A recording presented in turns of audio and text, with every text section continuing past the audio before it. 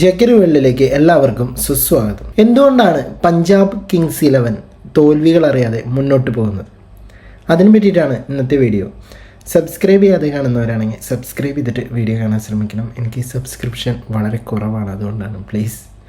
കഴിഞ്ഞ 18 വർഷമായിട്ട് IPL കാണുമ്പോൾ നമ്മൾ പഠിച്ചിട്ടുള്ള ഒരു പ്രധാന കാര്യം എന്താണെന്ന് അറിയാം നമുക്ക്. അതായത് ഈ വമ്പൻ കളിക്കാരെ പൈസ കൊടുത്ത് വാങ്ങിയതുകൊണ്ട് മാത്രം നമുക്കൊരു കാര്യം ഉണ്ടാവില്ല. അതിന് പ്രധാനമായിട്ടും വേണ്ടത് മികച്ചൊരു മാനേജ്മെൻറ്റാണ്. അതുപോലെ തന്നെ കിടിലനൊരു ക്യാപ്റ്റൻ, നല്ലൊരു കോച്ചിങ് സ്റ്റാഫ്. ഇതാണ് ഏറ്റവും പ്രധാനം. അതിൽ ഒന്നാമത്തെ ഉദാഹരണം തന്നെ IPL തുടങ്ങിയ ആദ്യ വർഷം കപ്പടിച്ച രാജസ്ഥാനാണ് ഏറ്റവും ഉത്തമ ഉദാഹരണം. അത് ഏറ്റവും ദുർബല ടീമെന്ന് തോന്നിപ്പോയ ആ ഒരു ടീമിനെയാണ്, ഷെയ്ൻ വോൺ ക്യാപ്റ്റനായ ആ ടീമാണ് കപ്പടിച്ചത്. അപ്പം ഞാൻ പറഞ്ഞത് മികച്ചൊരു മാനേജ്മെൻറ്റ്, കിടിലനൊരു ക്യാപ്റ്റൻ, നല്ലൊരു കോച്ചിങ് സ്റ്റാഫ്. അപ്പം ഇതാണ് ഏറ്റവും പ്രധാനം. കളിക്കാരുടെ കഴിവ് കൃത്യമായി അറിഞ്ഞ് അവരെ വേണ്ട രീതിയിൽ വേണ്ട ഭാഗത്ത് യൂട്ടിലൈസ് ചെയ്യാൻ കഴിയണം, അവരെ ഉപയോഗിക്കാൻ കഴിയണം. അവരിലൊരു ചാമ്പ്യൻ മൈൻഡ് സെറ്റ് കൊണ്ടുവരാനും അവർക്ക് കഴിയണം. ഇപ്പോൾ ഈ 2026 വന്ന് നിൽക്കുമ്പോൾ അതിന് ഉത്തമ ഉദാഹരണമാണ് പഞ്ചാബ് കിങ്സ് 11. പണ്ടൊക്കെ അവരുടെ ടീമിൽ യുവരാജ് ഉൾപ്പെടെ, യുവരാജ് കത്തി നിൽക്കുന്ന സമയത്താണ് യുവരാജ് പഞ്ചാബിലേക്ക് വന്നിട്ടുണ്ടായിരുന്നത്. അപ്പോൾ പണ്ടൊക്കെ അവരുടെ ടീമിൽ എപ്പോഴും വലിയ പേരുകാരും, അതായത് വലിയ വലിയ പേരുള്ള ആൾക്കാരും വമ്പനടിക്കാരും ഒക്കെ ആയിരുന്നു. ഇപ്പോൾ ഒരു കാലത്ത് ഗെയില്, രാഹുല്, അഗർവാള്, പൂരൻ, മാക്സ്വെല്, ബിഷ്ണോയി, ഷമി, അർഷദീപ്, ഇവരൊക്കെ ഒരുമിച്ച് കളിച്ചിട്ടും അവർക്ക് പ്ലേ ഓഫിലെത്താൻ കഴിഞ്ഞിട്ടില്ല. മികച്ചൊരു കോച്ച് ക്യാപ്റ്റൻ കോംബോ. അപ്പോൾ ആ ഒരു കോംബോ മാനേജ്മെൻറ്റിൻ്റെ ഭാഗത്ത് നിന്ന് കൃത്യമായ പ്ലാനുകളോ ഇല്ലാതെ പോയതാണ് ഇവരുടെ വലിയ വലിയ പരാജയം. എന്നാൽ ഇപ്പോൾ പോണ്ടിങ്ങും അയ്യരും ചേർന്ന് അടിപൊളിയായിട്ടൊരു ബേസ് ഉണ്ടാക്കിയിട്ടുണ്ട് പഞ്ചാബിൽ. അൺക്യാപ്ഡ് ആയിട്ടുള്ള കുറച്ച് താരങ്ങളെ വെച്ചിട്ടാണ് അവർ ഈ ടീം സെറ്റ് ചെയ്ത് വന്നിരിക്കുന്നത്. രണ്ടാമത്തെ സീസൺ മാത്രം കളിക്കുന്ന പ്രിയാൻ ഷാരിയും പ്രഭ് സിമ്രാനും 2 അൺക്യാപ്ഡ് ഓപ്പണർമാരാണ്. അതുപോലെ വധേരയും ശശാങ്കനും അൺക്യാപ്ഡ്. പിന്നെ അയ്യരെ കുറിച്ച് പറയുകയാണെങ്കിൽ ഒരു T20 സ്പെഷ്യലിസ്റ്റ് ആയിട്ട് പോലും ആരും പരിഗണിച്ചിരുന്നില്ല. 26 കോടിക്ക് അയ്യറിനെ പഞ്ചാബ് വാങ്ങിയപ്പോൾ അന്ന് ഈ ഭൂരിഭാഗം ആൾക്കാരും പഞ്ചാബിനെ കളിയാക്കിയത് നമ്മൾ കണ്ടതാണ്. ചാഹല് ഇപ്പോൾ അധികം ലൈം ലൈറ്റ് ഇല്ലാത്ത അവസ്ഥയാണ്. വൈശാഖ് വിജയകുമാർ, യാഷ് താക്കൂർ, ഇരുവരും അൺക്യാപ്ഡാണ്. ജാൻസൺ അടുത്ത കാലത്തായിട്ട് നല്ല രീതിയിൽ മെച്ചപ്പെട്ട പ്ലെയറാണ്. സ്റ്റോയിനിസ് ഒരു റിട്ടയർഡ് T20 പ്ലെയറാണ്. അപ്പോൾ ഈ ഒരു സ്ക്വാഡിനെ വെച്ചിട്ട് അവർ കാണിക്കുന്ന ആ ഒരു ചാമ്പ്യൻ മെൻറ്റാലിറ്റി, അതാണ് നിങ്ങൾ നോക്കേണ്ടത്. മനസ്സിലാവേണ്ടത് നിങ്ങൾക്ക്. ഈ ഒരു ചെറിയൊരു സംഭവത്തിനെ വെച്ചിട്ട് അവർ പൊക്കിക്കൊണ്ടുവരികയാണ്. അവർ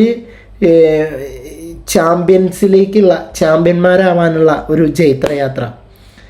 അവിടെ ഏറ്റവും പ്രധാനപ്പെട്ട ഒരു പോയിന്റ് എന്ന് പറയുന്നത് ഈ പോണ്ടിങ്ങും അയ്യരും തമ്മിലുള്ള കോംബോ തന്നെയാണ്. വമ്പൻ പേരുകാരുമായിട്ട് പണ്ട് അവർ കളിക്കുന്ന രീതിയും ഇപ്പോഴത്തെ കളിയും തമ്മിലുള്ള താരതമ്യം ചെയ്യുമ്പോൾ തന്നെ ആ വലിയൊരു മാറ്റം നിങ്ങൾക്ക് മനസ്സിലാവും. ഇപ്പോൾ നമ്മൾ മറ്റ് ടീമുകളുടെ കാര്യം എടുക്കുകയാണെന്ന് വയ്ക്കാം. CSK മറ്റൊരു മികച്ച ഉദാഹരണമാണ് ശരിക്കും പറഞ്ഞു കഴിഞ്ഞാൽ. അതായത് അവരുടെ ഒരു പ്രൈം ടൈമിൽ, ധോണിയുടെ ഒരു പ്രൈം ടൈമിൽ ധോണീനെ ക്യാപ്റ്റൻസി ആക്കിയിട്ട് CSKനെ തോൽപ്പിക്കാൻ പാടുള്ള ഒരു ടീമാക്കി മാറ്റി.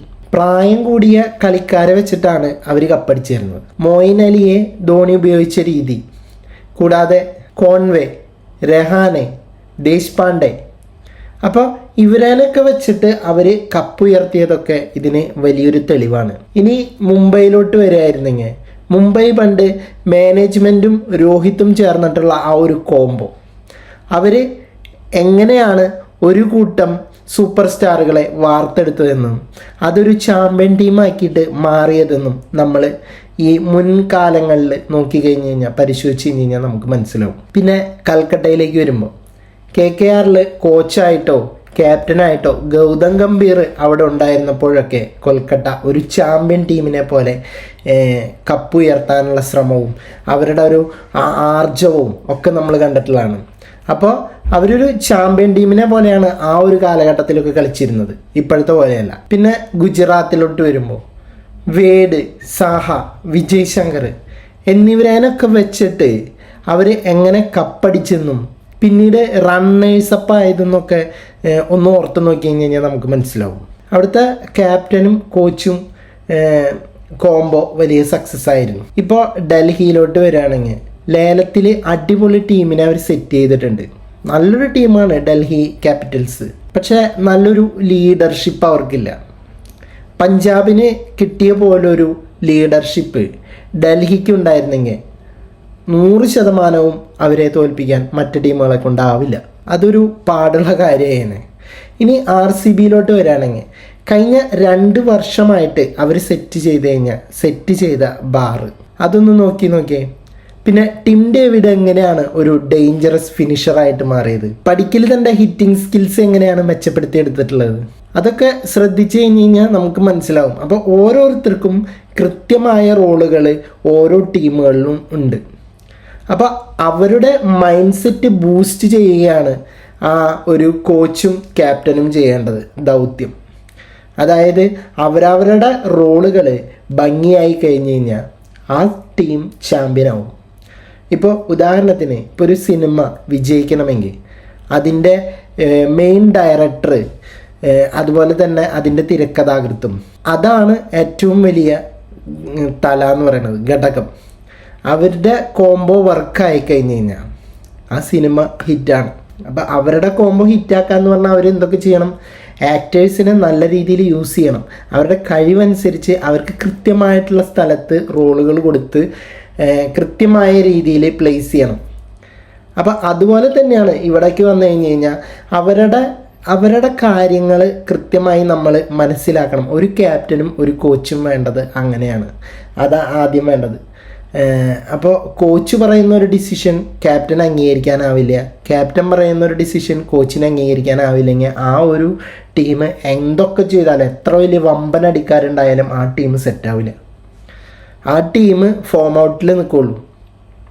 അപ്പോൾ എനിക്ക് പറയാനുള്ളത് ഇത്രയാണ്. കൃത്യമായ രീതിയിൽ യൂട്ടിലൈസ് ചെയ്യാൻ കഴിവുള്ള ഒരു നല്ലൊരു ക്യാപ്റ്റനും നല്ലൊരു കോച്ചും അത്യാവശ്യ ഘടകമാണ് ഒരു ടീമിന്. അപ്പോൾ നിങ്ങളുടെ അഭിപ്രായങ്ങൾ എന്താണെങ്കിലും താഴെ കമൻറ്റ് ബോക്സിൽ രേഖപ്പെടുത്തുക. പോയി വരാം അടുത്തൊരു വീഡിയോ ആയിട്ട്.